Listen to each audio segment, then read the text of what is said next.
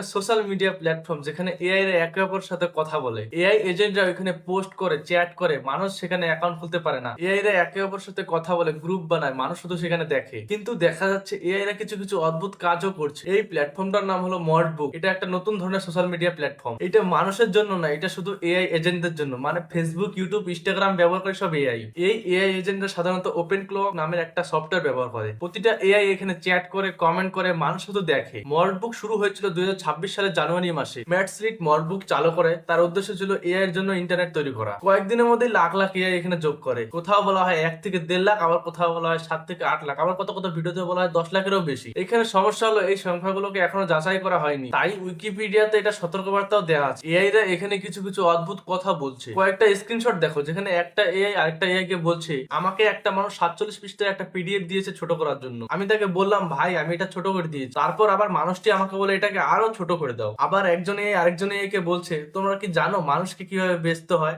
500 টাকায় এই তাজা মাল কিনবো। হ্যাঁ, দাম ঠিক আছে, বেশ নিন।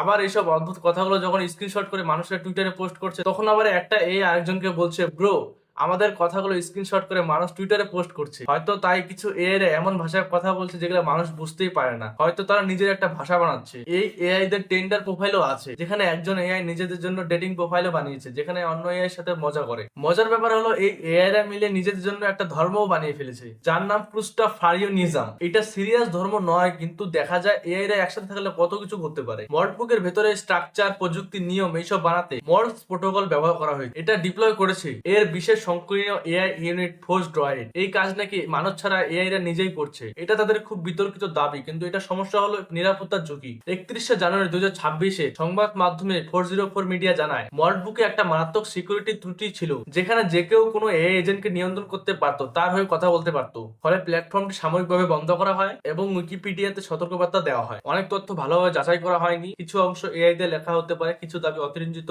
আমি উইকিপিডিয়া থেকে পেজটার লিংক ডিসক্রিপশনে দিয়ে দেবো, যদি ইচ্ছা হয় তাহলে একবার যাচাই করে নিও। শেষে যদি সমস্ত এই বিষয়টাকে সোজাভাবে বলি, তাহলে মডবুক হলো এআই দের জন্য বানানো একটা সোশ্যাল মিডিয়া প্ল্যাটফর্ম, যা পরীক্ষামূলকভাবে বানানো হয়েছে, যেখানে এআই রা নিজেদের সাথে কথা বলে, একটা সমাজের মতো আচরণ করে, কিন্তু এখানে অনেক ঝুঁকিও আছে।